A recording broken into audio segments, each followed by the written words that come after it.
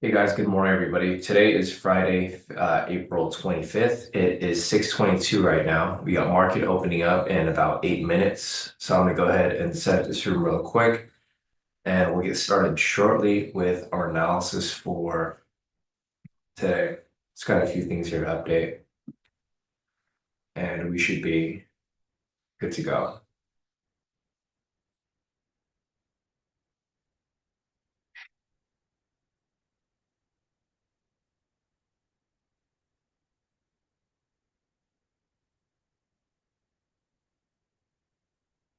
Good. Let me get this link set out to you guys here in the premium.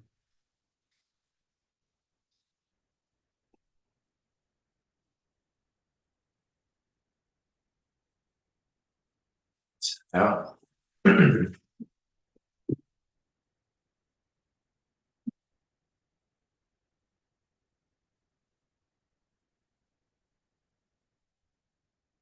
Looks good. Links are sent out and we are good to go.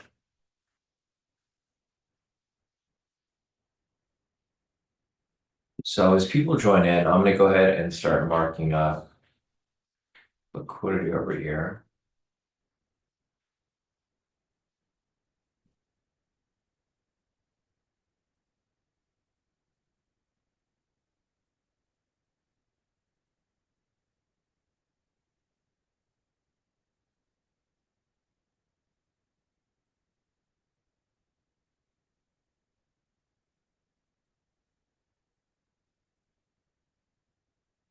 Going down to the 4 hour.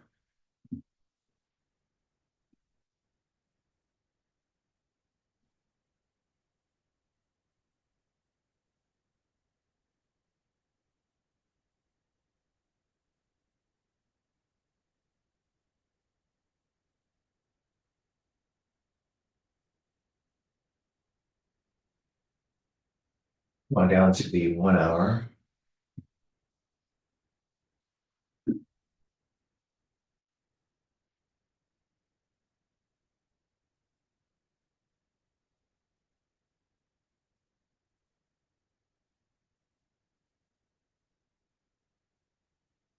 Down to the 30 minute.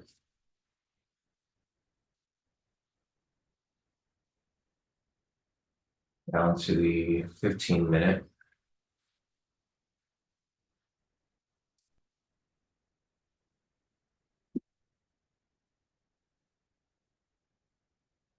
Down to the 10 minute.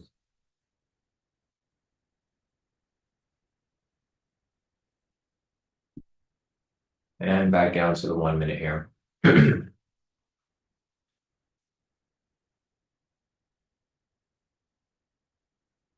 this Lennon session spike right here kind of spiked out all of this liquidity. So, all right, looks like we're good to go. So good morning, everybody. Today is Friday, April 25th. It is 6:25 right now. We have market opening up in about 5 minutes. I've marked up liquidity over here. Closest level of liquidity above is at 40,165. This is probably going to get hit here pre-market because it's so close to current price. The next level above that is at 40,182, right above the sessions. And the closest level below is at 40,048. So those are the two closest levels of liquidity. Liquidity acts as targets for price to reach. So if you guys are looking for an entry in that direction, you can just use liquidity as a target area. Other than that, looks good. Christian said morning, everyone. Yeah, hey Christian, morning. Morning, Sam, morning, Rev. So unfortunately, I had to take that mentoring session down. I don't know if you were watching it live. It was good for a while, but Jarrell he accidentally put up his personal information when he was signing up for NinjaTrader, so I can't share it with you guys. If there's something specific that you're looking for, Rev, let me know. It might be able to be covered in like a previous mentoring session, but for that specific one, unfortunately, I can't share it with you guys because Jarrell was sharing his personal information on there, like his address and stuff like that. Yeah, so if you guys are ever on the mentoring sessions and then they suddenly just disappeared, it's because personal information was shown during that session. It's kind of hard for me to because most of these mentoring sessions, it's not even really about like teaching strategies and stuff. It's mostly about teaching platform use. So it might be streamed like temporarily and then it gets taken off once personal information is exposed. Hey Daniel, morning. Morning, Lila. Morning, everybody. Yeah, happy Friday, everyone. It is Friday. It's crazy. This week flew by pretty quick. A lot of ranging markets this week, so that's something to keep in mind for next week. Next week is NFP, I believe. Yeah.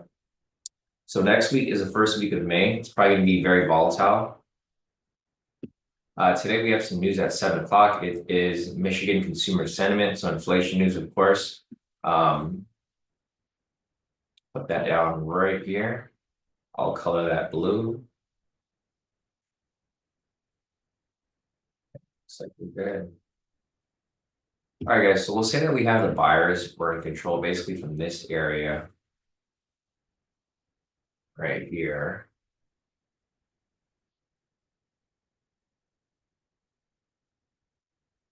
And we might have the sellers pushing price back down. So looking at the breakout for today, the breakout is looking like it is going to be a sell.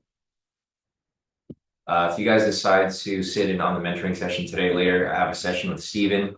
You know, that'll always be a treat. Steven has interesting questions that he likes to ask. So if you guys want to sit in on the mentoring session later today, it's going to be at 2 o'clock Pacific time. I don't think he's on right now. But yeah, I'm surprised Steven asked me for a mentoring session. I'm curious what he's going to be asking me.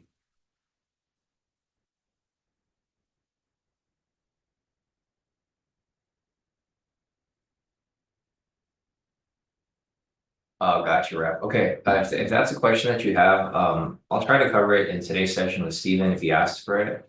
I might even just cover it just because.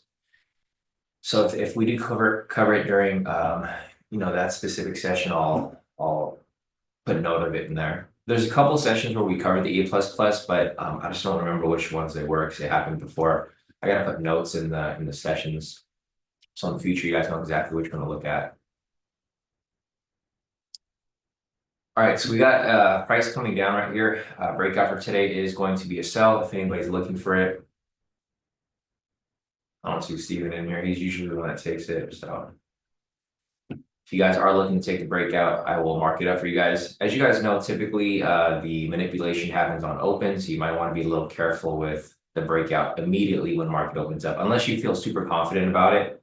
So we got market opening up right about now. So market is now open, and this is what I mean. See this huge manipulation right here? This is why I don't really like taking the breakouts. And if you do take the breakout, I do recommend waiting for maybe the first or second candle to close, because the initial one is usually pretty crazy for whatever reason. It's just like the first two candles, they just spike up or spike down, and then they start to smoothen out. So looking over here at the overall trend, the 4 hours currently bullish, price is above the pivots, trend meter is angling to the upside, pivots are angling to the upside, looks good right there. Same with the 1 hour, same with the 30 minutes. So the higher time frames here are all bullish. Looking at the lower time frames, the 10 minutes actually bearish, 5 minute is neutral, and the 1 minute is bullish. So 1 minute and the higher time frames are all bullish, while the 5 minute and 10 minute middle time frames are bearish, consolidating to the side. So we'll see what happens in a few. But yeah, we'll keep following here. There's no entries for us to take at the moment. This liquidity here got knocked out. We'll take that off right there. I'm gonna mark this up as the opening candle. So there is the opening price right there. And we'll see what happens here. Maybe a break and retest of this area. Possible MPSV2 setting up. I'm going to go and adjust my trailing stop or my ATR right now to 7, just so that we have an idea of like where they. So it actually didn't push up that high. It looked like it was a huge candle. I mean, it's pretty big. It was like a 60-point candle, but the ATR is currently at 25 right now. So it's not extremely huge. This could possibly be setting up for an MPSV2. Let's take a look at our confluences. So looking over here at the market profile. one thing, guys, if you guys are trying to use a market profile and you guys don't have a TradingView premium, it's probably not going to work. So I think you do need premium for this. So just a heads up. You guys don't really need it because I'm looking at it here. But if you guys do want to look at it yourself, you would need the premium version of TradingView. So right here, guys, we currently have a rejection off the value low. So we do have some confluence right there for a buy if price does decide to push up higher. Looking over here on the 30-minute time frame, we have a rejection off the value low as well, right there. Looking at the 1 hour time frame, we have a rejection off. So we do have a rejection off the value low right here. It's an older one, but it's still a rejection off the value low right there. But it's also rejecting off the value high. So there's rejections on both sides. There's one right here, and there's one right here. Looking at the volume profile. Let's see. There is a slight rejection right there. I don't think we're gonna get a buy here though, so it doesn't really matter. Looking over here at the clean chart, we have a rejection off the top end. And I'm surprised over here, the support resistance price is still within the same area as yesterday. It's interesting. Going across some zones right here.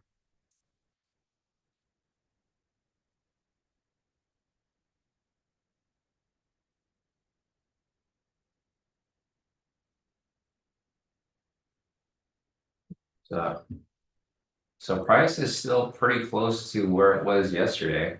Didn't really go too far. I mean, you guys can see the big mess here, of course. It's not really a clean area to be looking for, looking at zones. Or I'll just leave it as is. All right, so you got price pushing back up. Yeah, I obviously would not take any trades here. Look how crazy these candles are right now. The ATR went from like under 20 to like 33 right now. Well, it went from like under 20, like 18 to 24 to 30, now 34.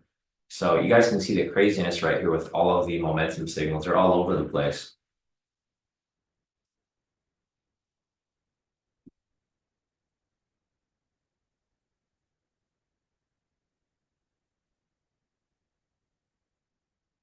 Yeah, there's no entries here for you guys to take. Don't worry about it. You guys are gonna wait for a little bit. I mean, price is just going back and forth. It's in a pretty crazy range right now. It's just ranging back and forth between, like, say, this area and this area right here.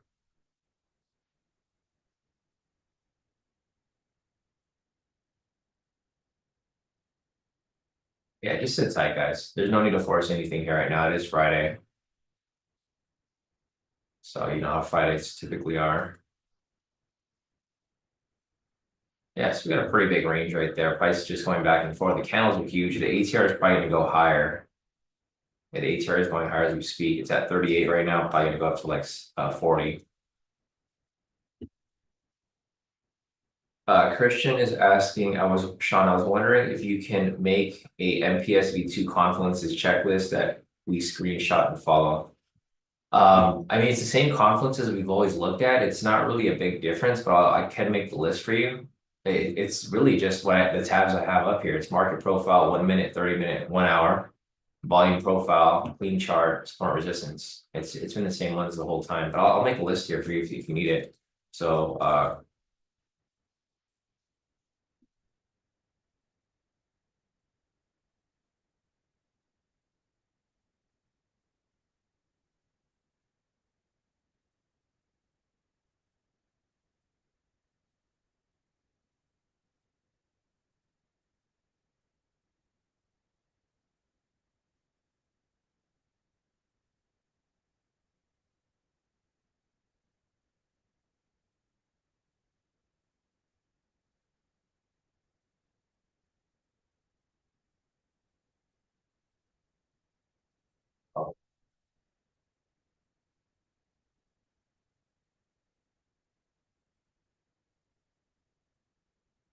yeah, that's pretty much it. So here is my confluence checklist. So I have market profile, which is on the 1 minute, it's this tab. Market profile 30-minute, which is this tab. Market profile 1 hour, which is this tab. This over here is going to be volume profile. And I'm just looking for rejections as confluences. This is the levels chart. I just have the level set to 50 points. And then I have support resistance. Like it just depends on like what the levels are on. Sometimes I use the 1 minute, sometimes I use the 5 minute. It doesn't really matter because it doesn't make a huge difference. I mean, you can mark up the zones on the 5 minute and then drop down to the 1 minute. That's kind of what I do most of the time, just so it's cleaner. So yeah, that's pretty much the confluences that I have there, Christian. It doesn't really ever change very much. You can also add the trend on there if you want, but I wouldn't say it's like super necessary. I mean, I guess we could add it on there too. Let's see, 1 minute over here.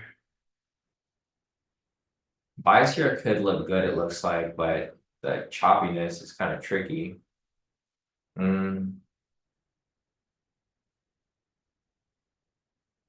Yeah, I don't know if there's enough confluences here for me to want to take this buy here. I don't like how these candles are like spiky back and forth like that. Yeah, this is tough. I was looking for a buy there too, target, but look at how these candles are closing. There's dojis. Like if this for sure closed green, like if it closed up here, like how this candle is right now, then okay, I would maybe have taken that entry. But these candles here are closing very choppy, so this is indicating indecisiveness. So like this is really tricky because it's really hard to tell if price is going to, continue pushing up or come down. And Patricia mentioned the sessions is close too. Huh. Here, let me see how far this would push up to. So if I'm using a 40-40 basically.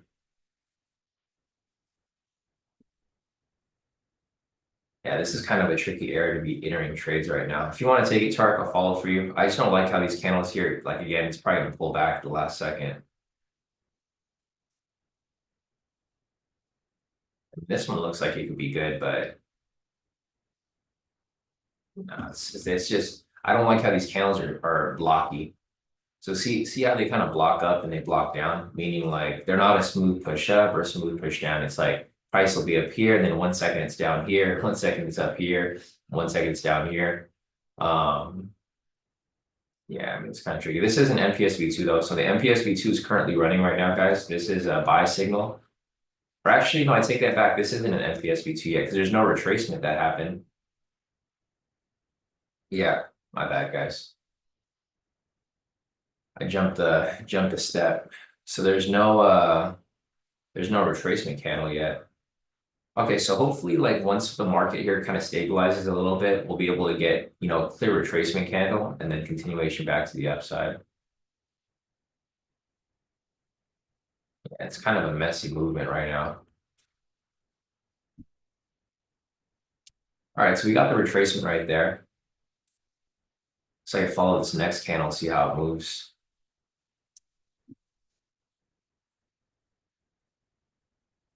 Let's some time on it. Go over here real quick. It's pushing up into the point of control right there. We do have confluences for a buy though, so it does look like it could be a good push up.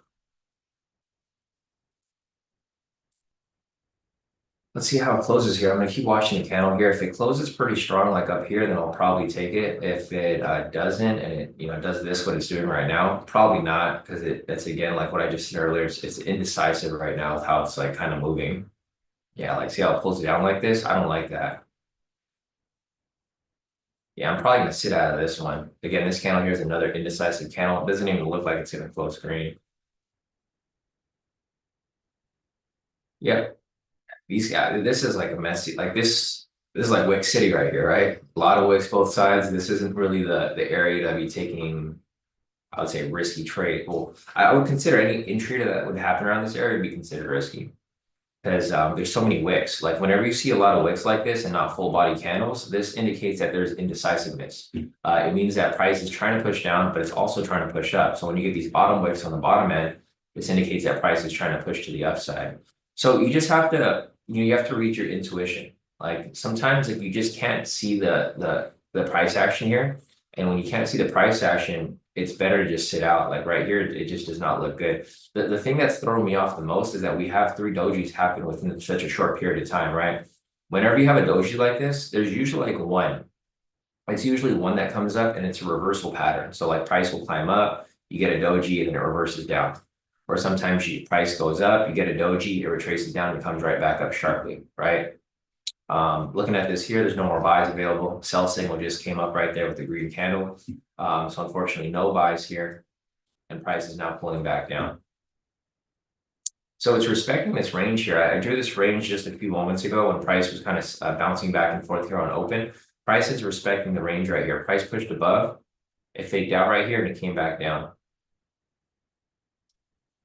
So this is kind of the market we've been dealing with all week. It's been a ranging market. This happens, right? It's not, this isn't unusual. Here, I'll kind of put this over here too. Like I've marked this up before, but for you guys who haven't seen it, so like monthly market cycles, 1 week,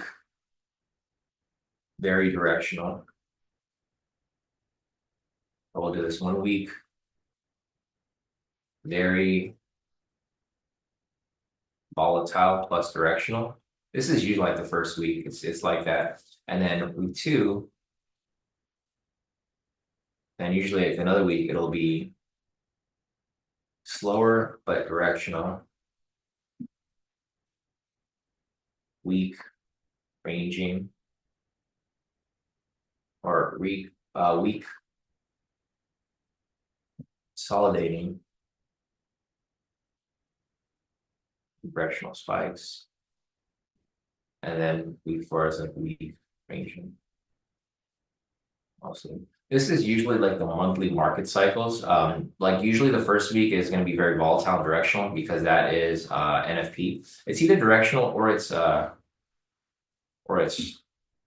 ranging.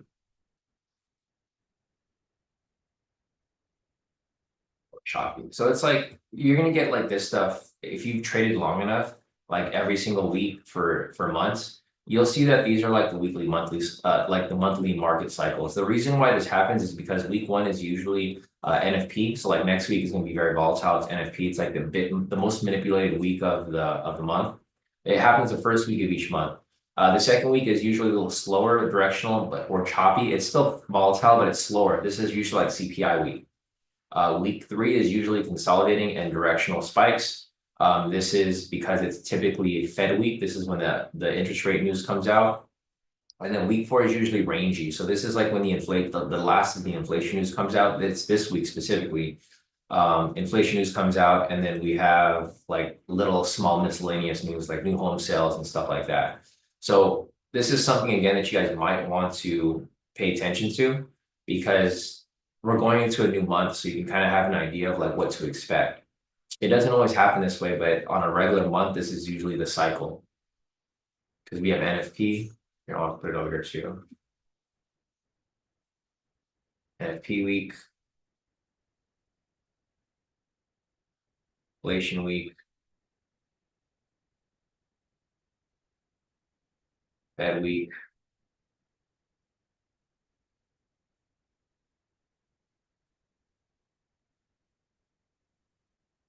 That's it. It's usually the same thing. Like this is just the typical news events that happen every month. So NFP week, inflation week, Fed week, and then this week is consumer sentiment, which we have right now at 7 o'clock. So it's just something to keep in mind because like, you know, like usually I make most of my profit like the first week or whatever week, and then it kind of slows down a little bit. Like, let's see, if you look at my calendar over here. So see how I took like a lot of trades here first week of March? It was NFP week, so the volatility was high. You can see it slowed down a little bit, and then right here, was like pretty decent. I mean, March was different because of the tariffs. Right here, you can see I took a little more trades. This was a crazy week, slower week, and this week usually I take a couple more trades, 2 or 3 trades, but you can kind of see it just from my stats. It's just stuff to look at. There's a MPSV2 setting up right here, guys. It's right at the I mean, for one, the candle looks huge. And for 2, it's going to be at the session. So this is going to be a red flag area. If you guys want to take it, feel free. I will mark it up for you guys. But it's currently touching and breaking through the opening price.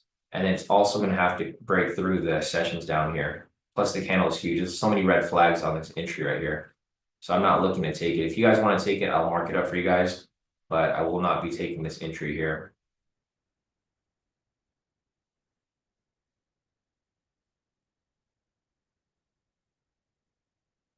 All right, so the trade is currently running for MPSV2. Again, there's a bunch of red flags here, so it's not exactly the entry that I was looking to take.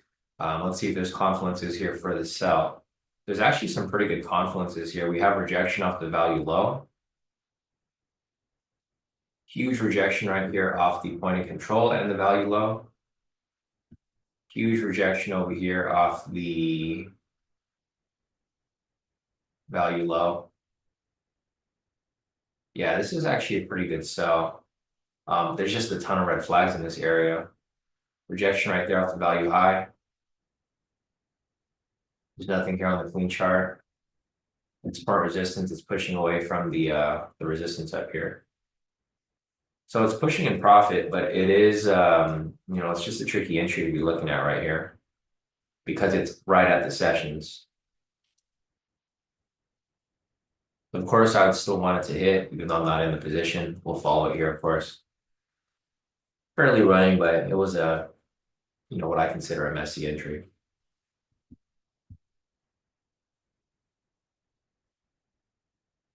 Let's see. Sam said 5-minute structure is broken and bearish. Also, India-Pakistan fight began today. Is something going on in India-Pakistan? See if I can find news on that. I don't even know there's anything going on over there.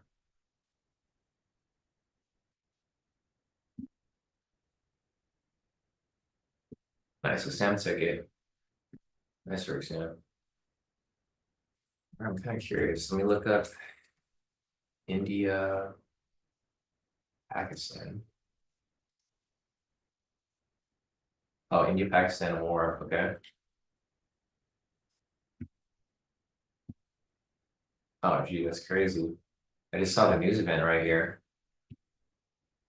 So it says, what happened in Pakistan? A tourist massacre in Kashmir is escalating tensions between India and Pakistan. Here's what we know.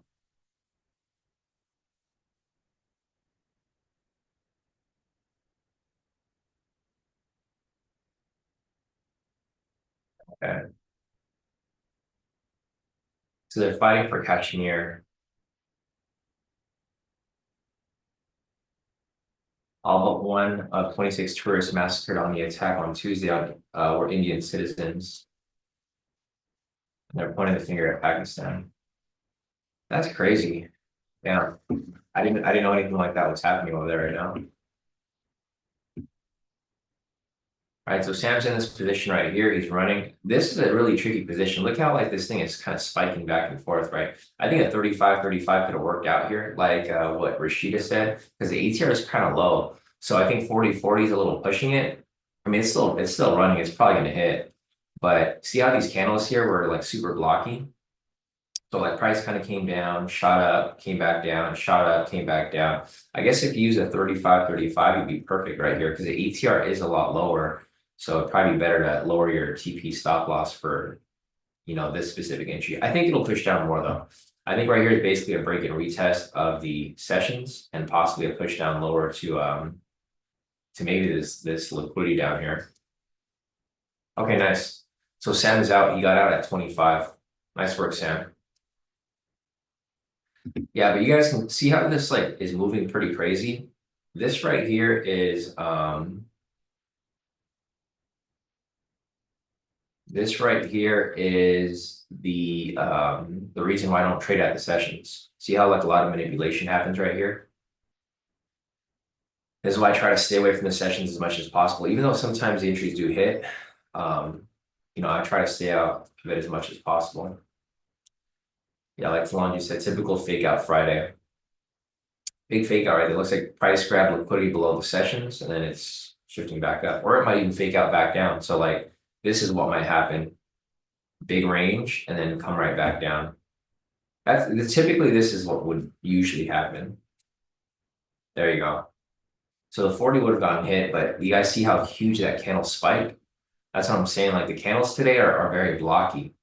Like that thing spiked down in like 1 second. Yeah, Sam said I knew it. Yeah, I knew it was going to come down and hit. It did exactly what I mentioned, right? So I said I wouldn't be surprised if price break and retest and spikes down or grab liquidity right there at that lower level, which is exactly what happened. Price came down, grabbed liquidity, spiked back up, and then it might continue down lower.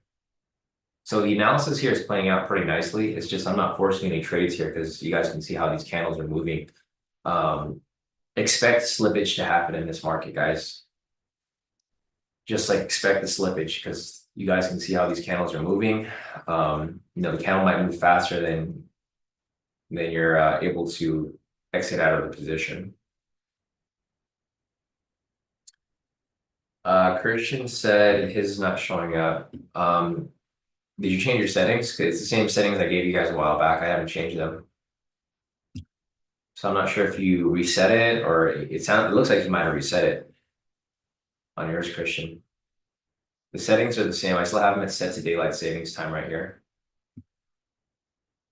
So I haven't changed this in over a year. So every time people ask me about my sessions settings, they've been at these settings always. So just make sure your settings are the same, Christian. And that'll probably fix it for you.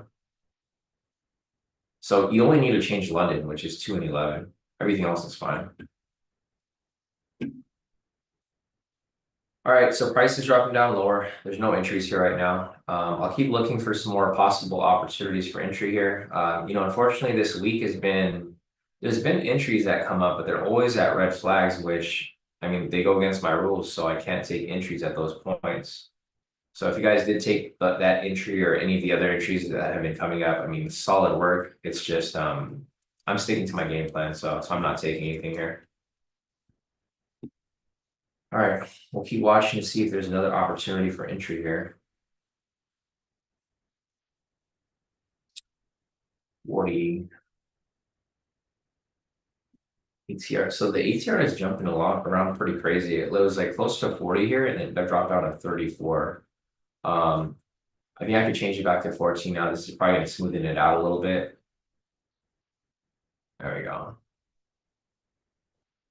Okay, so the ATR should be smoothing out a little bit more. So I'm currently at 35 right now.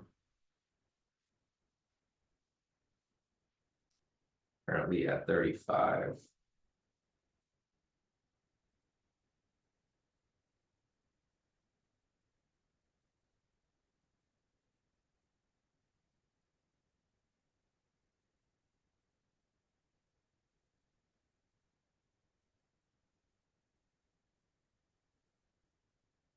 All right.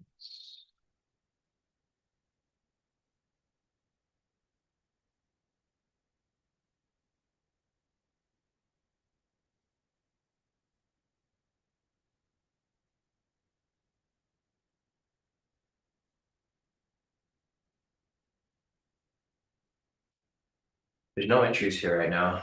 There's a possible A++ setup, or the A++ setup actually came up already. Let me see. I'll mark up the sellers in control from this point right here.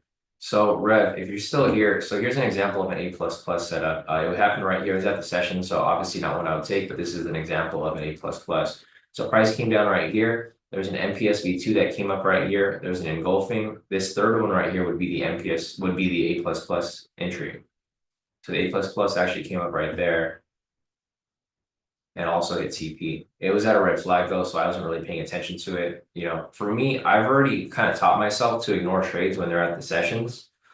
It's this is like the level that you guys should be at. If you guys want to have the same consistency, you should be able to identify, where to trade, where not to trade. Like you shouldn't be tempted to enter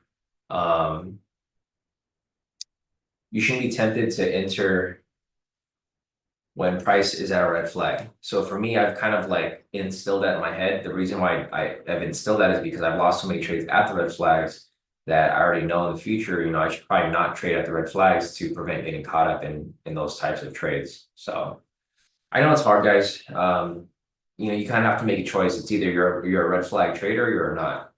depending on how conservative you want to be. For me, I'm super conservative, so I don't trade at any red flags. I don't trade at opening price. I don't trade at sessions. I don't trade at high impact news.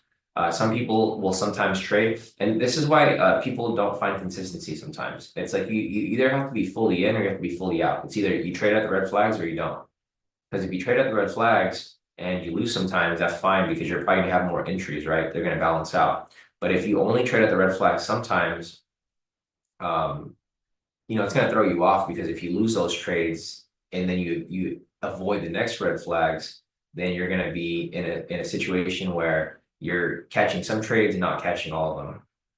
So just keep that in mind, guys. I've mentioned this before. You have to decide what type of trader you are. You're either going to take all the trades or you're going to take a portion of them.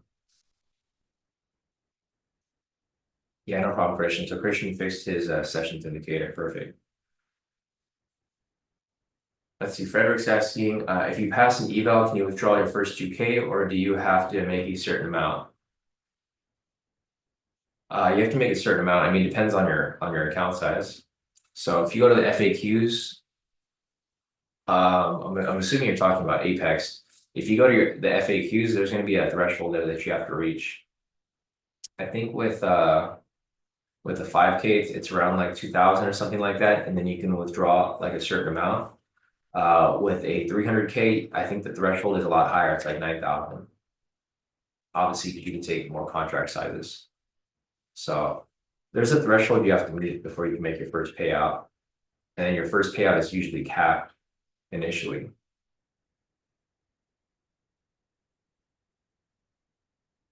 You're on 100K. Yeah, so here I can pull it up for you. There's no entries here right now. So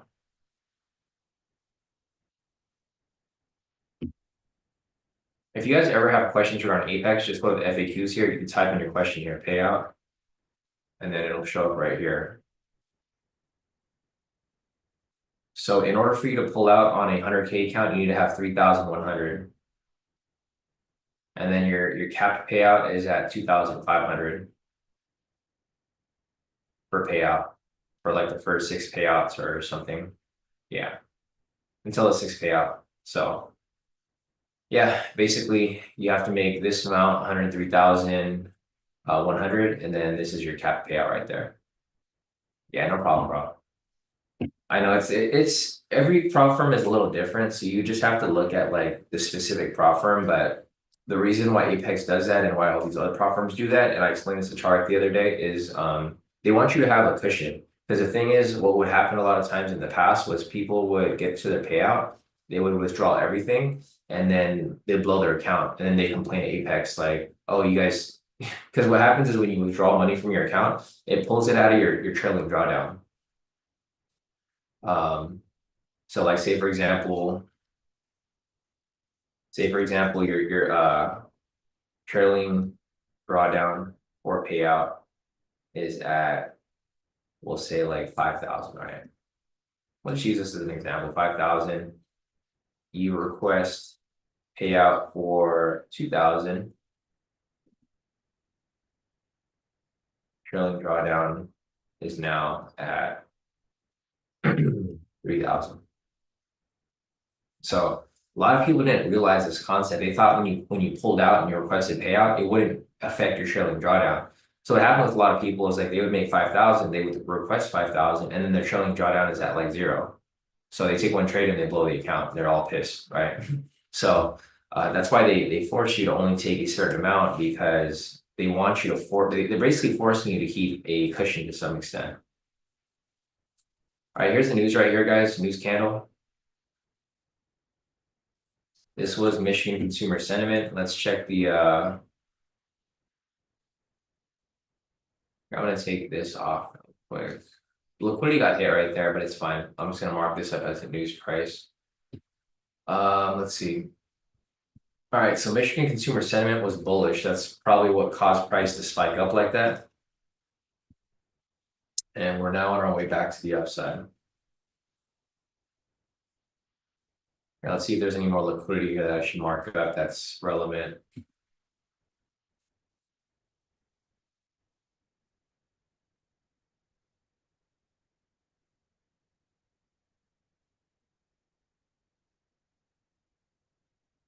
All right, looks good right there. So let's see what happens next. I'm looking for a buy signal here to come up. If a buy signal comes up, I'll look for it to come back down.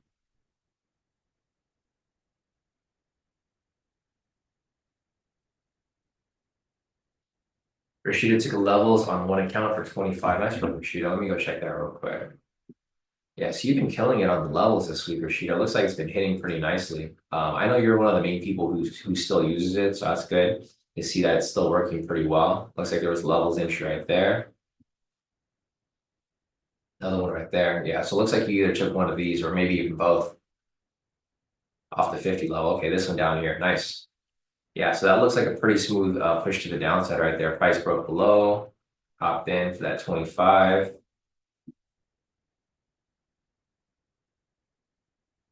On that retracement right there. Boom. That's what I like about the levels entries that you catch that retracement. It's nice. It's like a perfect break and retest off the whole number. Comes down and hits pretty smoothly. All right, so nice work right there.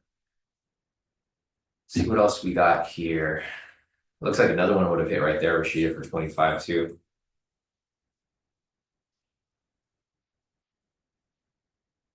Yeah, no drawdown. Nice little break and retest.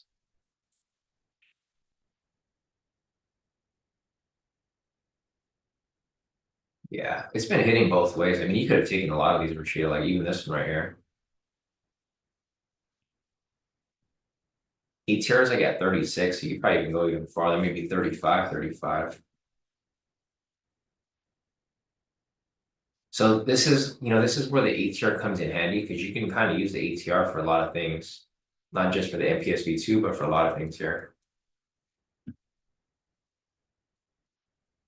Yeah, I know. She said, I wish I could set alerts on the levels indicator.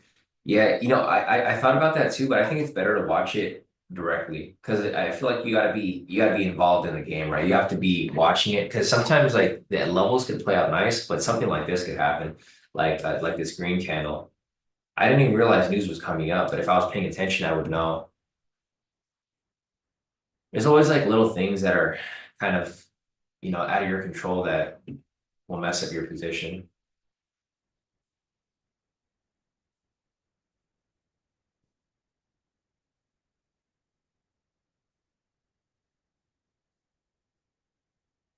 Let's see, Shabam said dumping like no tomorrow, maybe get an entry on the way up or a buy signal and continuation lower. Yeah, I'm looking for the same thing. I'm either looking for the correction back up. I kind of don't care so much for the correction back up because there's a bunch of red flags right here. So maybe, like you said, a correction or a retracement to the upside and a continuation back down would maybe be better. But either way, I mean, I'll be looking for opportunities here.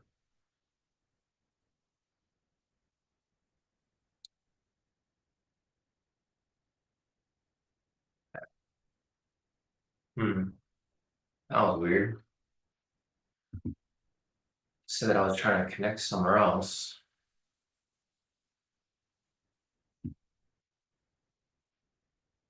That was my laptop somewhere.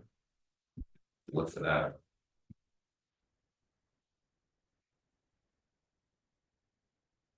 Yeah, Andrew said it's weird how Apex shows your withdrawal as if you lost money in the day on the PA charts. Yeah, I know. I thought that was weird too. Because when they take the money out, I mean, technically they are removing money from your account and it just shows it as a loss. I noticed that too, and I was like, it's weird. That's why I don't really look at the daily chart like that. Or the PA chart, because it kind of throws you off because you don't lose anything. It's just they took money out of your drawdown. Yeah, no problem, Rev.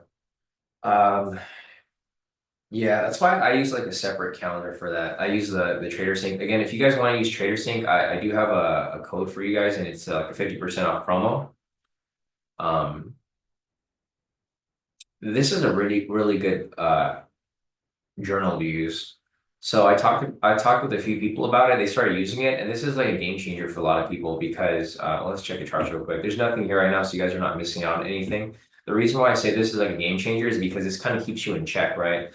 For a lot of people, you don't really look at how you've done for the whole month, and I'm pretty sure a lot of you guys can agree with that. A lot of you guys just care about how you did for the day.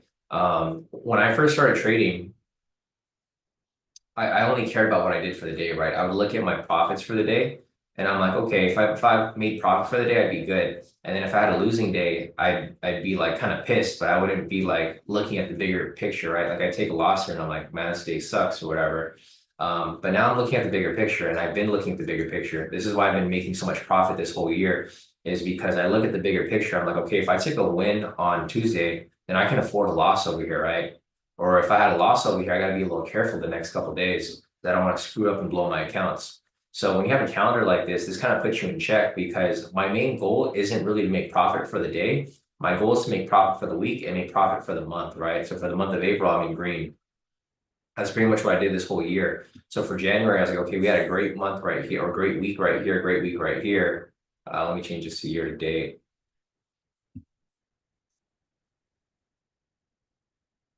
Yeah, so like the same thing here. Like if you look over here for my weekly profits, I've actually been profitable almost every week for this year so far. Like January, I was all profitable, and I was profit for the month. And then over here it's profitable. And you guys can see how my profits are starting to get bigger because I'm focused on not losing anymore. So like my main focus is now not necessarily the win, but it's just to not lose. So January I made 75, February I made 94, and it's an upwards trend. March I made 238. And then for April here, my main goal is really to close out the month in green.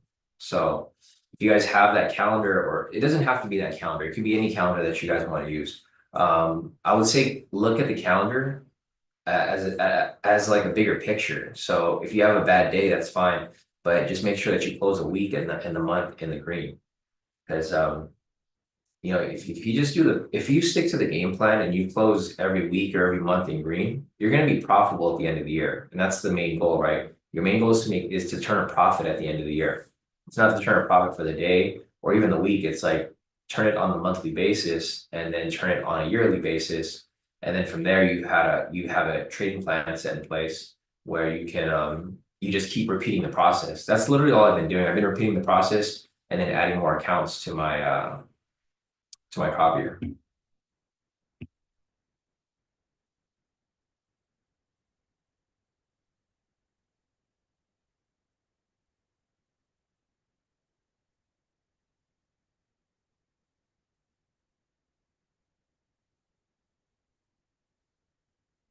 Yeah, Rashida said she doesn't look at her Apex at all. I just log into Apex to request. Yeah, I don't even know what my login is for my Apex. That's the only reason I do it to Rashida. I just go on the Apex website to request payouts.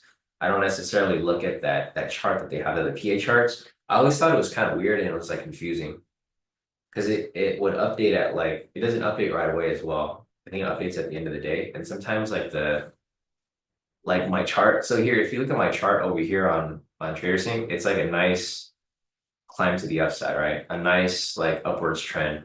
If you look at the Apex one, it looks kind of crazy. If you look at your PA chart, it's like it's not smooth at all. It's like up, down, up, down, up, down. It's like all over the place. And then you have like 20 accounts, so there's like 20 lines all over the place. So I personally don't like it.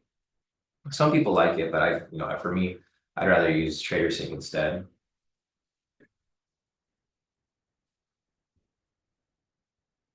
Nice. Yeah, Tawandi said he signed up today and he got 65% off. It's pretty easy to use and he likes it. Yeah, I think the best part is the syncing option, right? Because you just log into your Apex and then you just log into your Apex and then it syncs directly to the journal. So you don't have to actually input anything. I think Talanji, you had some issues with a double syncing. If you message the help desk, they usually help you right away. I'm not sure if you got that situated yet. I've had that happen to me once, but it was because I was uploading on two different computers. So when I was traveling to DR, I was trying to upload my progress. And what happened was it was uploading twice because I uploaded on my computer and then I also uploaded on my on my laptop. So I try not to use two different machines.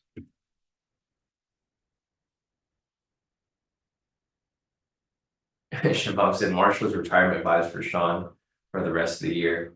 Yeah, the thing with March, so like guys, we have a buy signal here, so we have a possible MPSV2 setting up, buy signal, possible red candle. So the thing with like what Shabam said, I had a really good month for March, But I had to come to realization that this isn't going to be every month, right? We're not going to have a crazy win streak like this every single month. So March was great. I made like more profit in March than I did like every other month. But April is a big wake up call. You know, it's like it put me back in check that I can't fall off. Like uh I can't lose my edge because the market went pretty crazy right here, second week of April with the tariff news. And then this kind of woke me up. I'm like, all right, I got to be careful with my trades and I got to lower my risk because if not, then I could throw away a lot of my profits that I made. So luckily, I was able to bounce back from that, and now I'm back onto my routine. So sticking to these more of conservative trades and quality setups. So we have a possible MPSV2 setting up right here, guys. The candle would have to close above this green line, or sorry, this black line. And on top of that, there's going to be a bunch of red flags around this area. So something to look out for. I don't think I'll be taking this entry here. Like I said, I'm still following my game plan. So no red flags for me right here. Let me see if there's any confluences. There's a 1 minute confluence right there. Why it keeps disconnecting me. So I have one confluence there on the 1 minute. That's about it. There's not enough confluences. There's two confluences, one on the clean chart right there. And sort of a push here off the support level. So there's no MPSV2 there yet. Price has to break and close above this this black line right here. Yeah, Christian said too many red flags. Oh, okay, gosh, it's Solange. So Solange had the same problem I did when he was uploading his trades to TraderSync. He uploaded on two different computers, and that's probably what caused the issue. All right, no entry here yet, guys. The candle has to break and close above this black line. There is a red flag right here, which is opening price. So this is considered a red flag type entry if anybody's looking to take it. For me personally, I probably would like it to come back down. So I'd like to see a possible, possibly a rejection off here, come down below, and then take my entry down here. I think ideally, because it looks like we're in a new range. There's another range down here now.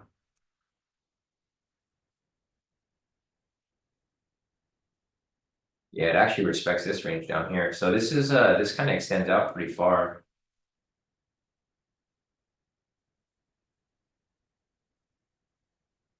Okay, so a sell here actually looks way better. I needed to come down though. All right, so the buy never came up, guys. There's no buy entry there for MPSV2. The sells actually look nice here if it does break below this point. Because we do have some target areas up here, down here.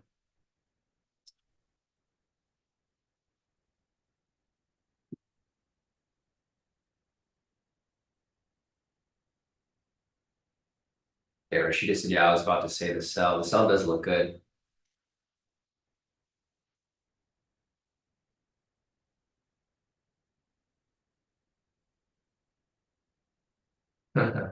Christian said the trade manager has arrived, but he's sleeping, means nothing interesting in the market. Yeah, this dude's knocked out. Nothing exciting yet. 7:15 though. We have a lot of time still left, guys. So you guys can see the volatility here starting to slow down a little bit. I talked to Tarek about this the other day too. Most of you guys know this, but like as we get closer to 8 o'clock, the volatility starts to slow down a bit. It's because this is lunchtime in New York, which is, or Chicago, wherever you guys want to consider it. It's lunchtime over there, so a lot of people are just not trading. Yes, once it hits 8 o'clock, it's gonna be 9, 10, 11. That's like the beginning of lunchtime for most. So like between 8 and 9, it starts to slow down a little bit. And then closer to like 9:30, 10, it starts to pick back up for the second half. So just something to keep in mind, guys, as well.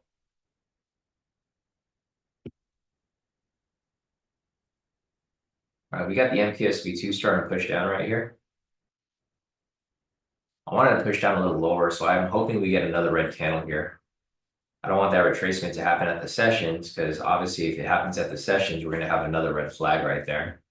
So I preferably I'd like this to drop lower. Another reason for this too is if it drops lower, we'll have the rejection right here off the value low. On the 30-minute, we have a rejection off the point of control. On the 1 hour, we would have a rejection right here off the value low. Nothing on the volume profile at the moment. And rejection right here off the whole number.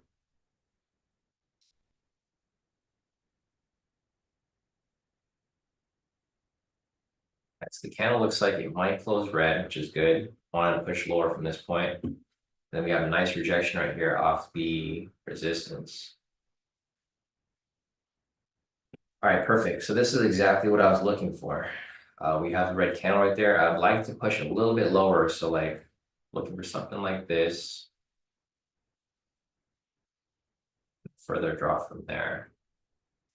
I mean, the ATR is kind of low right now. I'm gonna have to go for like a 35, 35. I'm probably gonna go in with a 40, 40, then I'll make some adjustments to make it to a 35, 35.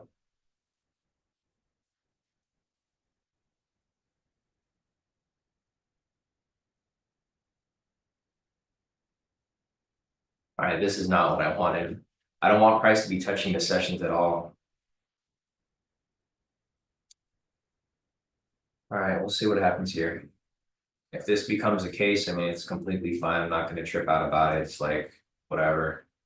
It's back into this like range. It's like consolidating within this little area right here.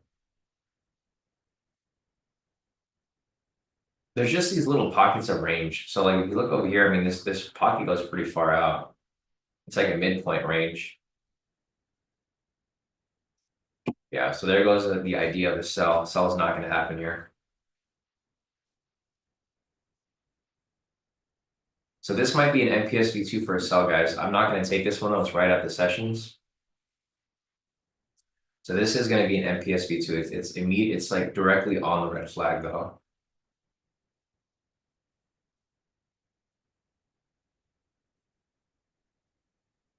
Yeah, CJ said, yeah, I usually will trade after lunchtime EST if I don't get any entry during the live. That's how I got my MPSV2 stats. LOL. Yeah. Yeah, if you guys want to trade after the live, I mean, it's perfectly fine enough as long as you feel comfortable trading on your own. I know a couple other people do it too. It's just for me, it just doesn't fit my edge. All right, so this is an MPSV2 for a sell right here, guys. ATR is at 36. So I probably leave it at 40, 40, maybe make some adjustments as price moves along. But this is an MPSV2 for a sell. A lot of red flags here. It's currently at the sessions. Also, this candle is huge. So that's like 2 no-nos for me. I for sure am not entering this position. I'm just showing you to you guys here as it continues to run through. Yeah, so those are 2 big no's for me.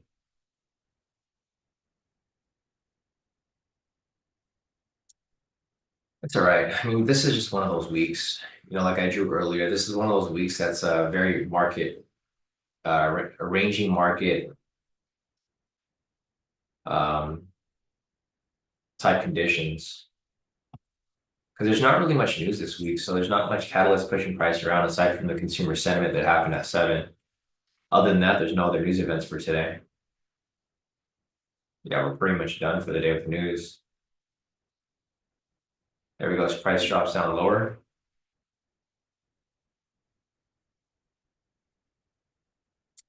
Let's see. Question from Tarek. Tarek said you wouldn't use the fact that it closed below sessions as a confluence. Not in that win, but just no. Yeah. So for me personally, I don't like it when it's touching it, Tarek. If it's breaking retesting, possibly use that as a confluence, but not when the candle's breaking past it. So full TP right there if anybody took that trade. But yeah, I don't like when price has to break past the sessions. The reason for that is because a lot of fake outs tend to happen when stuff like that happens. So for example, right here, like this green candle, right? It breaks past it. I mean, you could technically ride this up, but then it ends up coming, back down. So I've just seen it happen a lot of times. Like for example, right here, see, this is a prime example of like why I would avoid the sessions. Like you said, if it breaks past it like that, it tends to reverse on the following candle. So especially when it's a big candle. See how this candle here was big? So a big green candle, and then it reversed right back down to fill that candle, and then it shot right back up, and then reversed back down, and then reversed back up. So this type of market movement is why I don't like trading at the sessions. If it's a break and retest, then I'd be more inclined to take it. But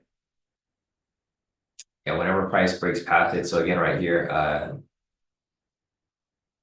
see if I can find another example. Kind of same with this one right here. This candle broke past it and then it just faked out right back down. And I just seen it happen a lot of times. Like for example, right here again, sorry, green candle right here broke past it and then it comes right back down. So whenever it breaks past it again, right here, another one. So if you just go back and look at the candles when they break past the sessions like that, you can see how it reverses immediately. And I've just seen it happen too many times. So for me to be safe, I personally don't like something here obviously happened. Look at this huge candle. The yeah, this can't, it's starting to tank right now. Something must have happened. Trump must have announced something. It's an 80-point candle right there. Let's see. So Amazon sellers raised prices after Trump's tariff, China tariff. All right. Yeah, Amazon sellers raised prices after Trump's tariff, China tariff. It's unsustainable. So Amazon sellers are raising prices on hundreds of top-selling items as they confront higher import cost fees in the wake of the new tariffs. About 25% of the increase in recent weeks have come from sellers based in China. Okay. Many US-based sellers are looking for new suppliers in countries like Vietnam, Mexico, and India. So I don't think this necessarily caused that drop to the downside, but obviously it has some sort of effect.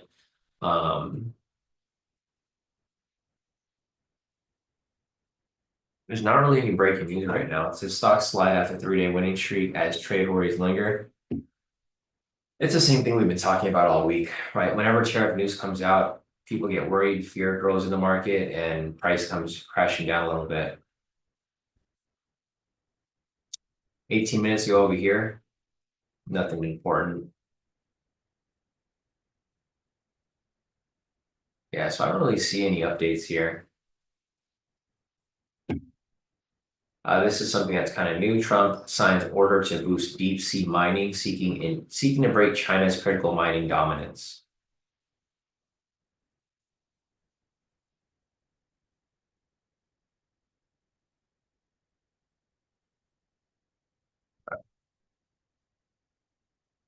Right, back to the charts over here. So I do like that price push down a little farther down below this area. The reason why I like this area right here is because we're away from the red flags now. So see how we're in open space down here? Now we have more space to trade down here in this area. There's no red flags around this area. The next session is way down here, so we got some space to trade.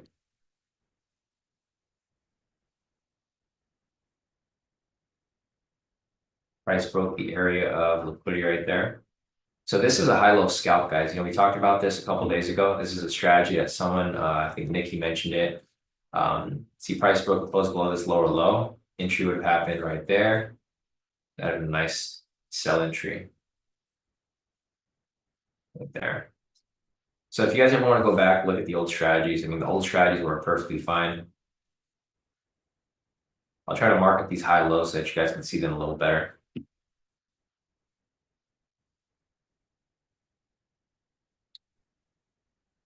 Daniel's asking, hey, Sean, do you know anyone that works in Amazon FBA type business? Yeah, I know a couple of people. I know, so there's like a couple of different business models for that. I try to get into it, but it's a lot of work. It's like, it's not as easy as it seems.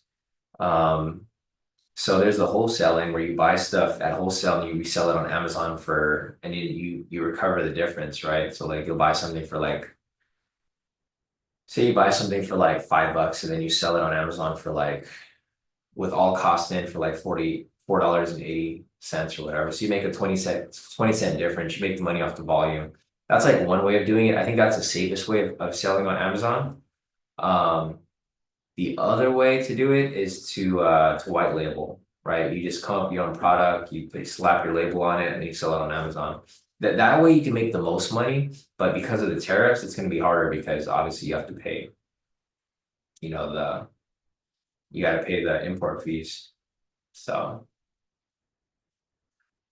yeah, Daniel said the company I work for wants to create an Amazon presence. We manufacture the products. Nice, nice. So that's like You guys would be doing white label basically, but instead of white label, you guys are manufacturing the products yourself. Yeah, that's probably the best way to do it. The only, well, I mean, it's probably not going to be anything new for you guys because it's just the same thing, but selling like on Amazon versus like through like what's that thing called? Uh, Man, I don't know. I'm blanking out. Like when you create your own website, there's a specific website that people use for it, but I was gonna say Spotify, Shopify. That's what it is. Like it's kind of similar to Shopify, but you guys want the traffic from Amazon, right? Yeah. Yeah, I mean it's pretty simple. You know, if you guys haven't looked at it, or if you, I don't know if you're in charge of that, just have the person who's in charge create an Amazon seller account. They have this Amazon Seller University, and they tell you exactly how to do everything on there. I don't think you should really pay someone to teach you how to do stuff like that. It's actually pretty easy. If you have the product yourself, it's easier versus having doing the wholesale. Because if you do wholesale, you have to get like you have to get these licenses to sell it in a certain like area of products and stuff like that. And then the actual manufacturer has to approve that they say that it's okay for you to sell. But since you guys are manufacturing it, you don't have to get that okay because you guys are the manufacturer. So yeah, just log into Amazon Seller. They have this Amazon Seller University and they cover like literally everything there. It's gonna be pretty simple. It's a course, but it's made by Amazon. All right, guys, there's nothing here right now, as you guys can see. I'm looking for anything here, any really, if I can find something. I'm gonna put the buyers that were in control from like right here, and then I'm gonna put the sellers who are in control from right here. So looking at this point here, the sellers have been pushing price down. I was looking for a possible A++ setup, but the thing is, like I think the A++ already came up. We had a sell signal here, V1 variation, engulfing. So this right here would be the A++. It was an engulfing plus it was an MPS V2. You know, this is like another reason why this entry would have been a pretty good one. But unfortunately, it happened at the red flag. I was looking to take this for a sell if it would have happened down here, but unfortunately, it didn't happen down here. It happened right here at the sessions. So with that said, I'm looking for a buy signal here. If we can get a buy signal to push price up. So what I'm looking for here is I'm looking for price to maybe stay around this area, retrace up a little bit with the buy signal, and then come back down.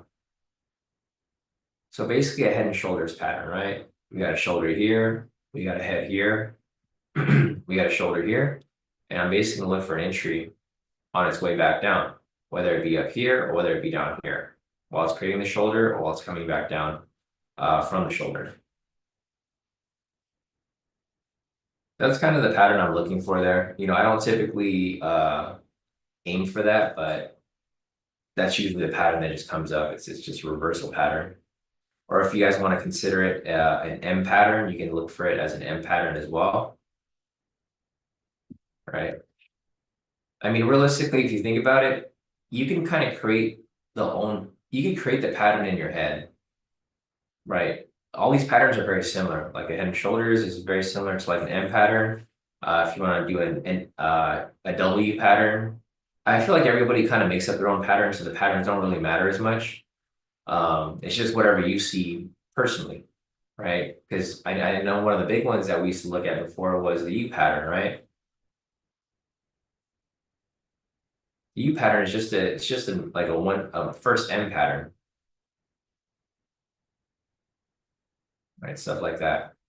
So don't get too bogged down on like patterns, guys. The patterns don't really matter. It's just call it whatever you see it. If you see an N pattern, an M pattern, a P pattern, a Batman pattern, whatever it may be, don't get caught up on the name and don't get caught up on like what you're looking at. Just make sure that you're looking at something specific so that you know what to look for. Because there's a ton of patterns out there, right? Like, I mean, there's people who draw patterns on TradingView all the time. It's kind of funny. You'll see people draw like the dinosaur pattern, right? They're like, oh, this is a Tyrannosaurus Rex. And they say this is like a dinosaur pattern or a hedgehog pattern or a porcupine pattern. It doesn't really matter. And Christian's favorite, the last kiss pattern. There's a pattern for everything. Just don't just look at the chart and just see what you see. It doesn't matter if it's an M, N, O, P, Z pattern, whatever it is. If it makes sense, it makes sense. So like right here, price is kind of staircasing to the downside, as you guys can see here. This is completely fine. I'm still going to look for that retracement. Let's take a look at the overall trend. So if this keeps coming down, it looks like the overall trend might be bearish, or it might start to be bearish here. The 4 hour over here is starting to turn neutral. The 1 hour here is also starting to look neutral. The 30-minute is bearish. So 30-minute and 1 hour is actually looking neutral, bearish. One minute's obviously bearish, 5 minutes bearish, 10 minutes bearish. So all the lower time frames up until like the 1 hour are turning bearish. The 4 hour here is following, but it's a little slower. So if that's the case, I'm probably going to be more inclined to take some sells here versus buys. The good thing here is that the ATR is back to 42. So the ATR is back up again. It's just, it's just going to have to catch up with current price. Let's see. CJ's asking, hey, Sean, did you change your London session settings again? Because mine is above the higher high. It's the same setting. So I never changed it, actually. I left it as it was, like pretty much from last year. It's at 2 to 11. I changed this for daylight savings last year, and I just never changed it back, and I left it as is. We're back into daylight savings, so my London session time is 2 to 11. So if you change it to that, it should fix it. I know Christian had the same problem. Once he updated it, it was good.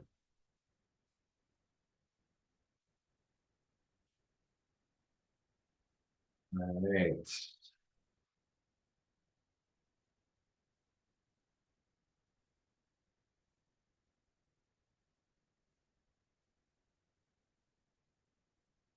Got that buy signal that's pending. That's a good sign.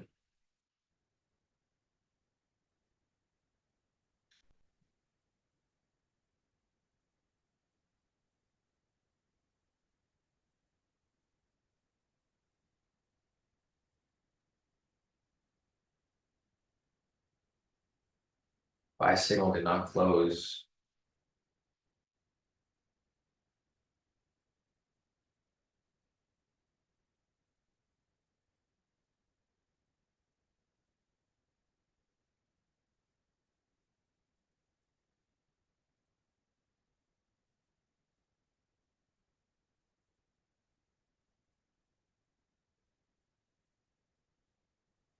Waiting for that buy signal there to do something. Still pending.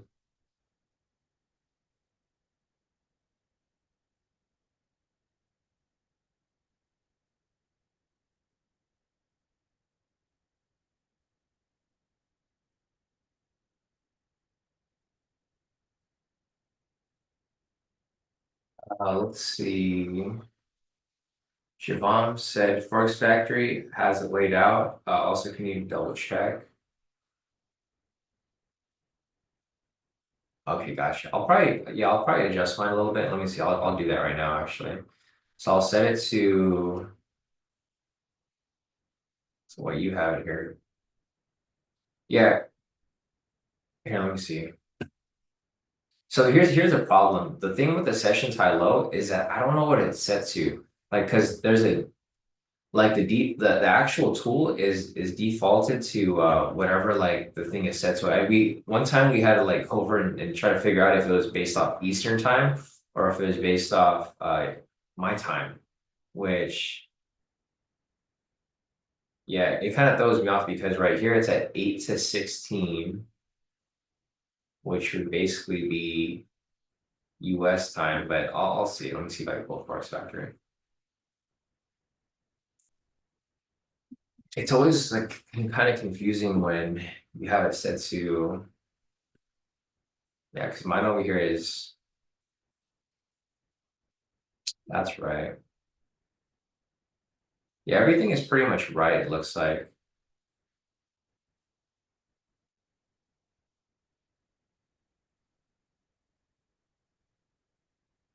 Yeah, it starts at London.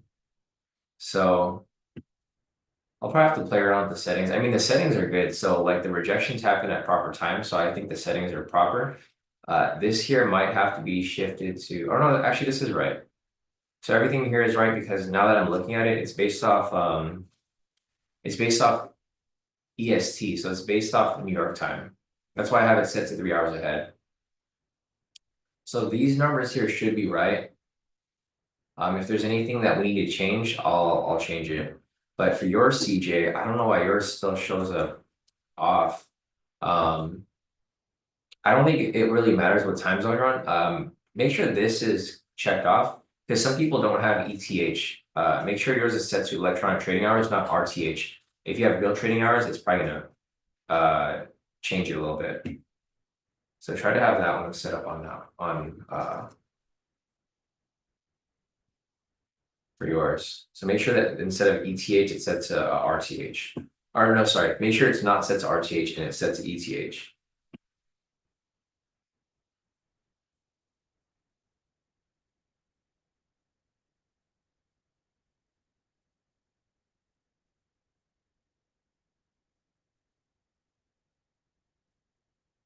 Yeah, I don't think the time difference really matters because I could, let's see, if I change mine to, so I'm currently at Los Angeles time, that's my time. Let's just change it to like a random time, like Brazil. See, when I change it to Brazil, it doesn't change my sessions because the sessions are based off the New York time. So the time zone doesn't really change it.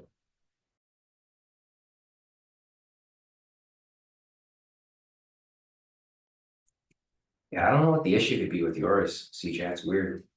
You try refreshing your chart, click save up here and then refresh it. Just hit Control R or Command R, depending if you're on a Mac or a PC. Like if your settings here for the SR are set at these specific times, it shouldn't be different. So I find it kind of unusual because this is based off New York time, the actual indicator. It's weird. All right, guys, we have this buy signal here that's still pending. The ATR is dropping down to 38, so we're starting to slow down a little bit.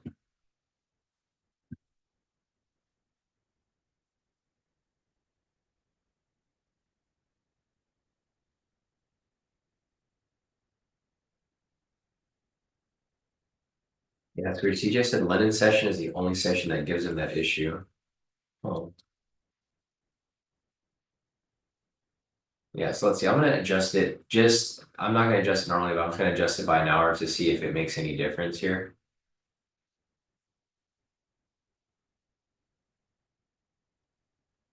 So it actually doesn't even adjust my. So even if you were off by like an hour, it should, or actually, no, it's probably gonna change right now. It's loading. So it's at 40.93. Yeah, so it's like way up here, right? I think this is where yours was Christian earlier.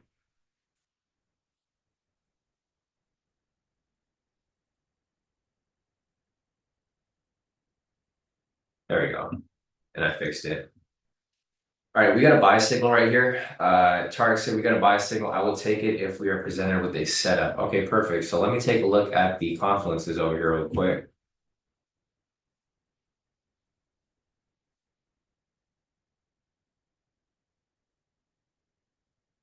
So laggy. Okay, so I don't really have anything here on the 1 minute right now, at least not yet.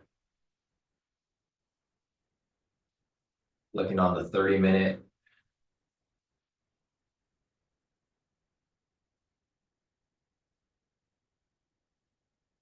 Projecting off the value high. Projection right here on the 1 hour.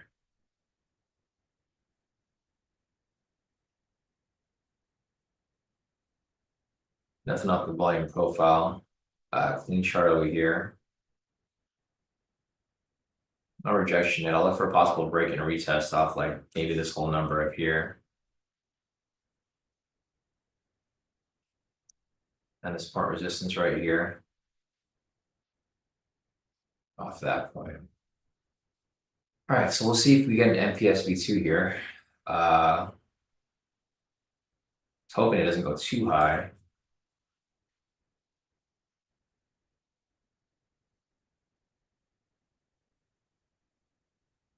All right, so For the news price right here, this, I mean, for the most part, I think this could be disregarded if it does come down and touch it. The reason why I'm saying it could be disregarded is because price climbed up, came below, and came back up. So this has already been tested multiple times.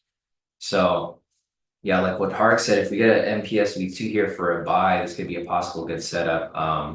Usually we would avoid or ignore like we try to avoid the news price here. The thing is, news has already been retested. So earlier the news was bullish, pushed price up, came back down for a correction, and then came back over here for basically went back to current price where it was before the news happened. So we'll see. We'll see if the setup here comes up.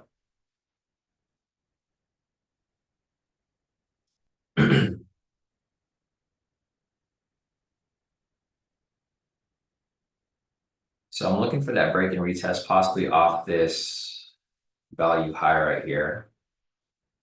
There's enough confluences there for possible for a pretty good setup if it does come up.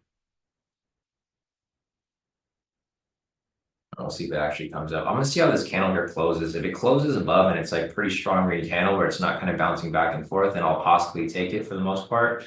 If it's bouncy and it just kind of stays down here like as a not full candle, probably not gonna take it.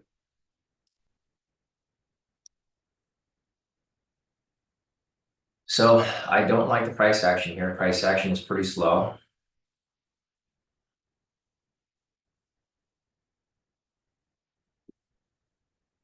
Let's see if I can maybe get into this. All right, let me get in right here. Or so the price action wasn't super great, but we'll see. So the ATR is currently at 35. I might have to adjust this. So let me see if I can change this to 35, 35. The candle did close with decent size and decent order filled range from there. So I'm going to put a line right here just in case I need to adjust TP stop loss at 35 because the ATR is just really, it's just kind of slow right now.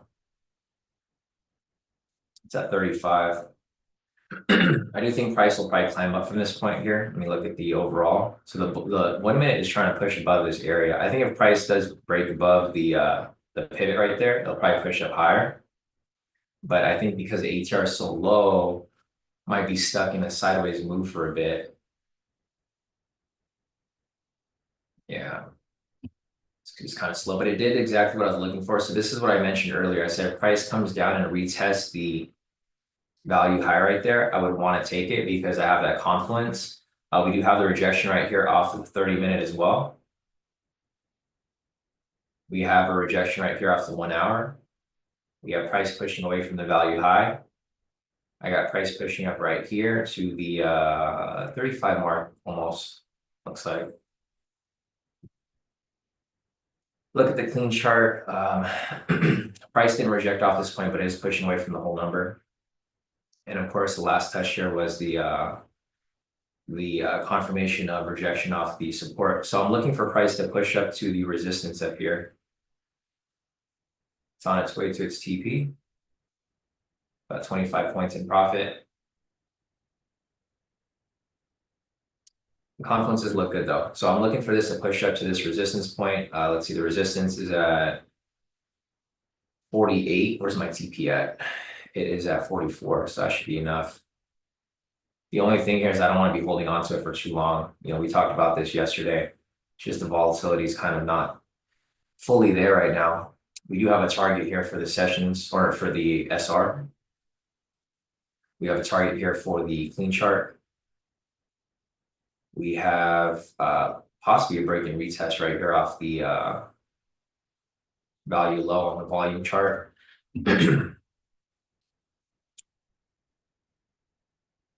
Yeah, it's just we're getting close to 8 o'clock, so the volume here is starting to slow down a little bit. Target said I like when it gives a deep in for 35. So target is in for 35, 35. Yeah, I might make my adjustment there to, let's see, I think 40. No, it's a little lower, 39. I'll watch it for now. And if I need to make adjustments to the 35, then I'll do that. But if not, I'll just hold on to it for now. So I'll be watching it.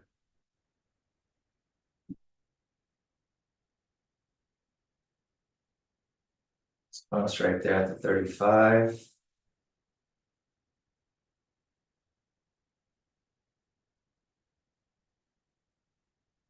Yeah, Shimano will hit 40, good price action. That's what I'm looking for right here because the price action is looking good.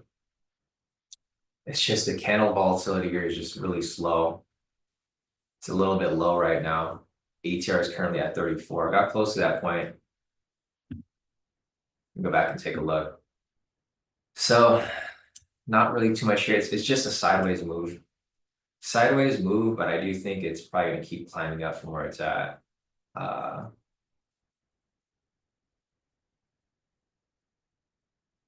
mean, the confluences are good, are looking good. Overall, confluences are solid. It's just the volatility is not there. Because typically this would like blast through right away. Go back to the volume profile. Okay, so we do have a confluence here on the volume profile. It did reject off that value low. So we got another confluence. We basically have confluences across the board. The only confluence we don't have is the clean chart, which could possibly be a break and retest right here. So broke, possible retest, and continuation back up here.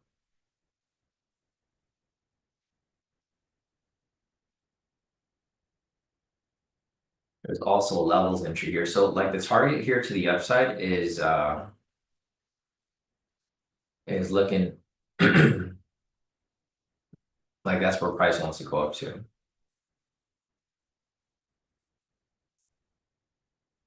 And we still have the support resistance. I mean, it looks like price here is now just in between this range. The ideal target is going to be up there, of course, but it looks like price here might just consolidate a little bit.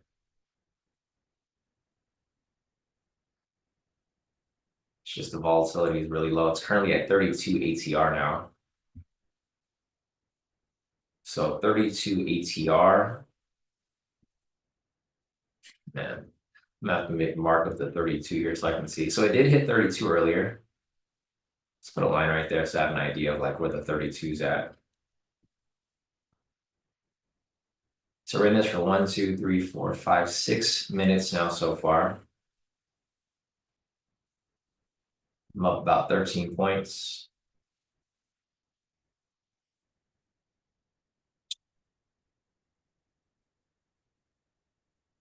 We're getting closer to 8 o'clock. As we get closer to 8 o'clock, the volatility tends to die down a little more. So this thing might go sideways for a bit. It's probably going to take like the full 10 minutes like it did yesterday.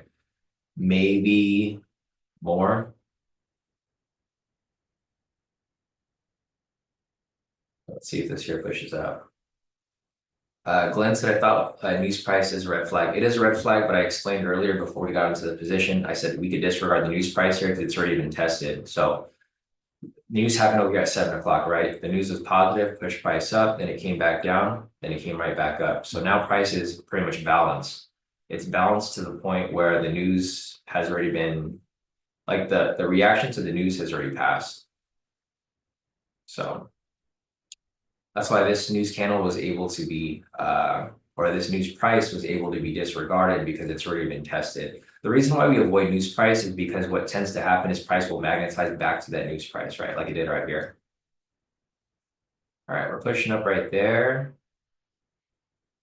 I mean, the confluences are good. The ATR is just not super great. It's at 30 right now. It's getting even smaller and smaller. So like instead of like 36, it'd probably be like at 34 now to adjust to the 30-30. I'll put another line here. This is why like I try to get my positions in earlier in the session because as it gets later in the session, you tend to get this type of, just back and forth. Let me go back and take a look at the confluence. There's nothing happening here. There's no changes to the confluences, guys. This price doesn't come back to any of these structures. It's just been going sideways right here. So we kind of just have like, I'm not going to draw a box there because it's just it's too much going on. But basically we just have like a small area of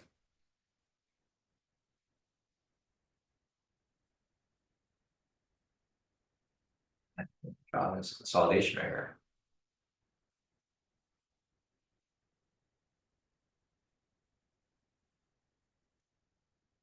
like a box consolidation. But I do think pricing, the price action still looks good for the upside. 30-minute looks good, 1 hour looks good. Volume profile again is retesting the value low. All right, so we finally got the test of this area right here, this whole number. It's off the 40,000 price point. Again, I'm still looking for price to reach this resistance point. So it looks like right here, again, it's just kind of consolidating within this area, but I'm expecting it to push up to the resistance point. The thing is, this trade's been running for a long time now. It's been running for, let's see, 1, 2. This is the 10-minute candle.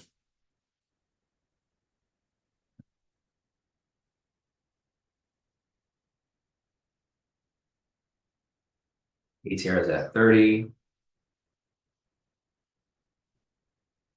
I'm going to adjust my TP down a little bit, 34.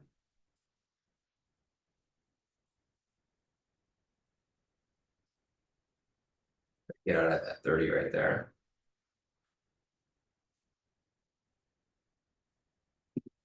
Let me measure these candles. So candles are moving about like 20. It's just getting tighter. So if the ATR gets smaller and smaller, I'm trying to get out early, if anything. The ATR was closer to 40 on our entry. And then you can see here it's starting to slow down really, really slow.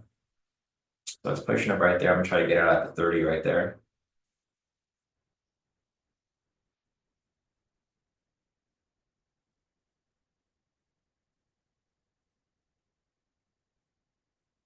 All right, looks like portion of it got out. Further right there. There you go, I'm out. I'm out. Fuck, it's gonna hit the 40. It's all good. Target filled. Target filling. All right, that's cool. There you go, hit the 40. Fuck me. Fuck me, right? It's all good. I knew it was gonna hit the 40, but we were in this position for a long time. There's no need, like, like we said, it's Friday, guys. It's a risky day today. This thing was running for like 10, 11 minutes. It's all good. I'm glad the trade hit. That's that's the plus, but yes, I did kind of bitch out of this position. Yeah, Kyle said a win's a win. Tarek said longest trade so far. Chris said literally my anxiety. It's like at this point, it was like I'm ready to just get out of this position. It's starting to stress me out. Like I said, we're scalpers, guys. So like when it goes past 5 minutes, a lot of people will talk shit about that. They'll be like, "Oh, you were really gonna hold it," but the thing is, this goes out of our strategy at this point. Our entries usually hit within a minute or two. So if it goes past the 5 minutes, it's like, all right, this isn't really the scalp entry that we were looking for. This is now turning into a day trade where you're holding on to it for a longer period of time. So yeah, everybody's out.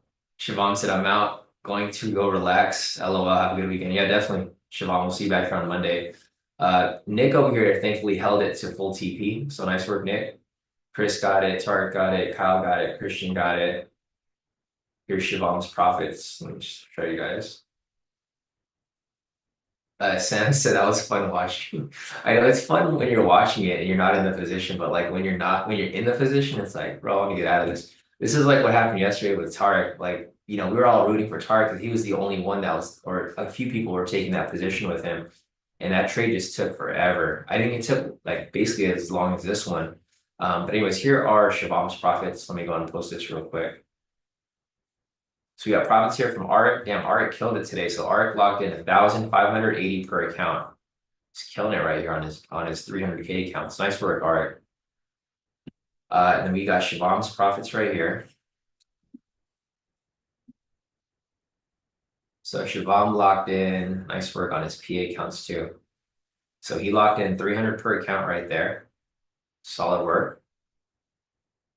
So about like, we'll say about like 4,000 or 5,000 for the day. Nice work, Shabam, on his funded accounts. Let me take a screenshot of this here.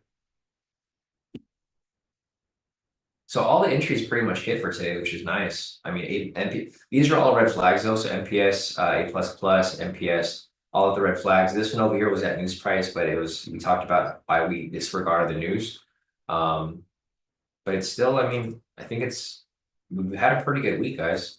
So I'm gonna go and update my trading calendar. I'm gonna take a screenshot of my profits as well. So let me move this over here real quick so I don't share my login with you guys. Okay, let me just add my Apex accounts. This is probably gonna take the longest because yeah, it's gonna take the longest because there's a lot of accounts there. And let me take a screenshot of my profits over here as well. So great work, guys, today. I mean, this was a pretty good week. We had no losses, all wins this week. Yeah, I mean, it's a great way to close a week. And like I said, it's all about consistency, guys. And you guys will see here what I mean about the consistency once I show you my profits. It's gonna make sense. Everything's gonna make sense. And this is what I'm gonna keep I'm gonna keep preaching this to you guys. It's really about the consistency, guys. It doesn't matter what strategy you guys are applying. You could be applying the strategy I'm taking. You could be applying your own strategy. You could be applying ICT for all I care. You know, you just have to find the consistency where you're repeating the process over and over and over again. I'm here to help you guys out. Like I'm not here to sell you guys a dream, right? I'm here to show you guys what's possible and what's real. So you guys got to keep that in mind. I feel like that's the hardest part with a lot of people is being able to keep that consistency up for an extended period. So yeah, Rev said, "Ooh, nail biter, got it. Nice work, Rev, on catching that right there."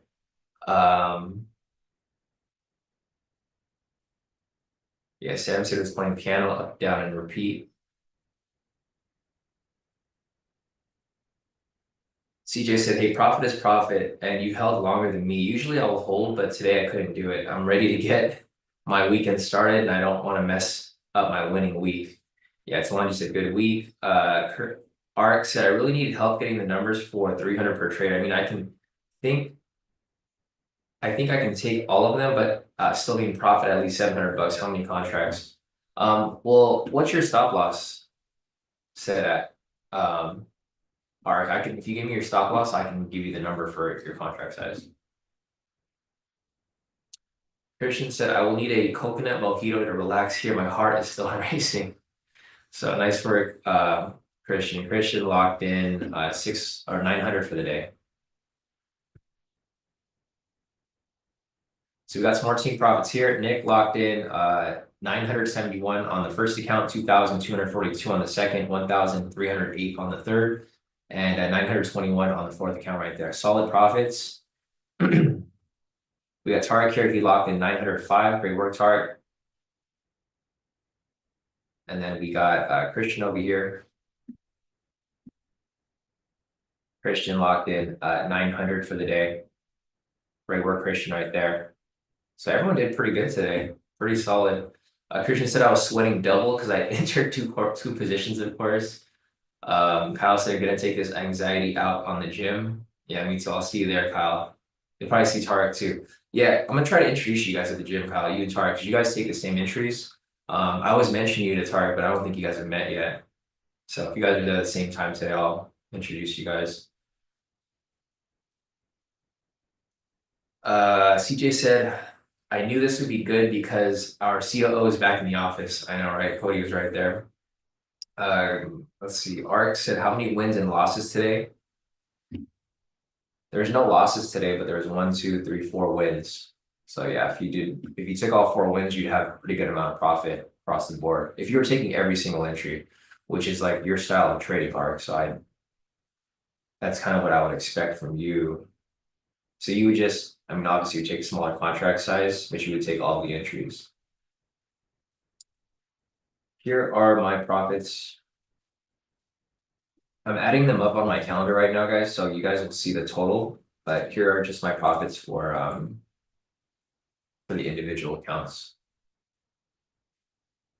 So over here, you can see on my main accounts locked in 840. My other accounts right here locked in 540 per account. So this is about, I don't know, you guys can eyeball it. I'll do the math in the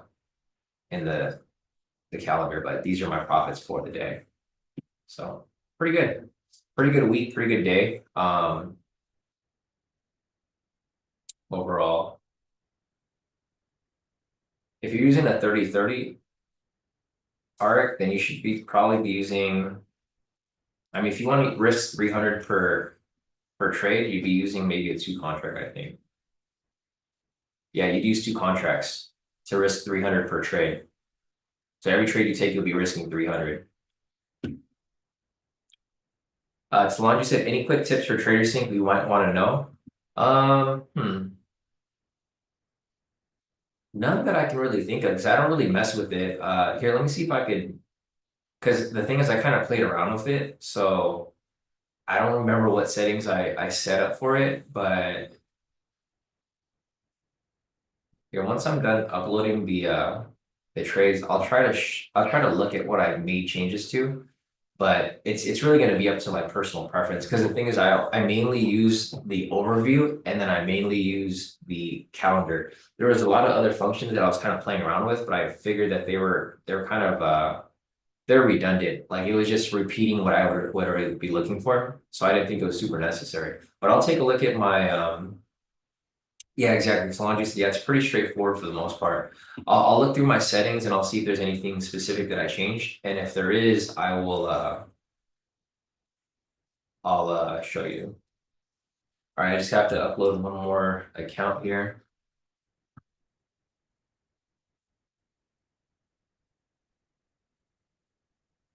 I think we're good. All right, synchronizing the trades, and we are good here, guys. Okay, so let me go and drag this over. So I made a little less profit because I adjusted my target to 30 points instead of the 40, so I missed out on like 10 points basically. Here are my profits for the day. So I locked in 31,140. My total profits for the week is 70,260. So I made 70,000 for the week. For the month so far, I'm currently at 49,805. So looking over here at my overview, I'm currently up. Let's see, I am currently up 458,220 gross, and then for net, I'm up 396,741. My win-loss ratio right now is at 77.84. If we're just to look at the scalps, I think it'll be closer to like 80, I assume. Yeah, so the scalps, I'm like inching up a little more. I'm like 80.61 gross profits right there, 450,000. So this is, and let me show you guys again. This is the stats for the year so far from January 1st up until today, April 25th. You guys can see I'm in a steady upwards trajectory. And then I had a little bit of a loss right here, of course, from like 2 weeks ago. Obviously, when the tariff news came out, and then I made it right back. So I basically went through a little slump right here, but like we talked about, I stayed consistent and I came right back up. So looking at my trades over here, you guys can see we're on a win streak right now currently for the past 2 weeks, which is pretty good because I was able to recoup my losses over here. And this is just to goes to show that if you guys can stay consistent and you guys don't tilt or you don't overtrade or do anything crazy, then you'll be perfectly fine. You'll make your profits, you make your profits pretty smoothly. So these are my total profits for the week, my total profits for the day. My settings over here, Talani, that I was mentioning. So I didn't really change much. The only thing I changed was a snapshot over here, but I don't think it really matters because I don't ever go on here anymore. I set it to where, I think there was a box here that was something that I didn't really care about. So I took it off and then I look at this stuff is all default, I think.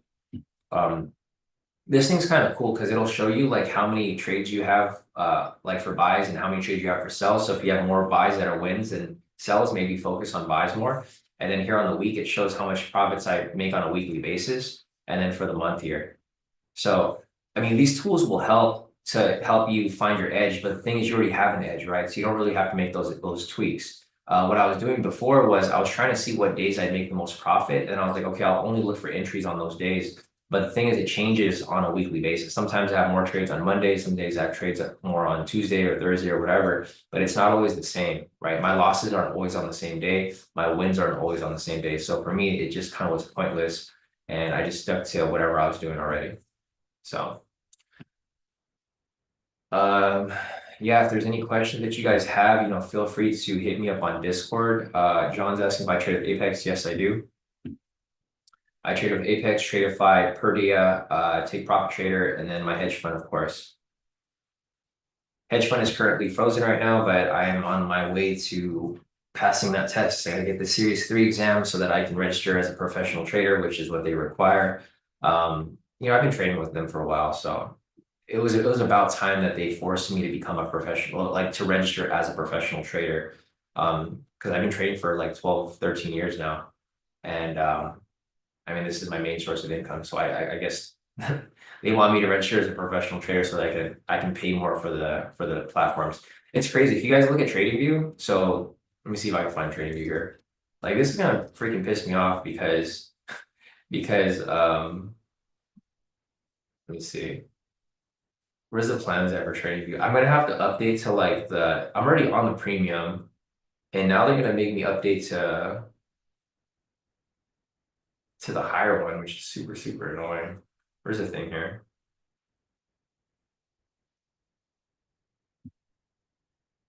Okay, so let me show you real quick.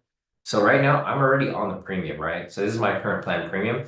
I'm gonna have to go to professional. So look how much I'm gonna have to pay a month now. It's fucking nuts. I gotta pay 200 a month. I'm already paying like 50 a month, if not more.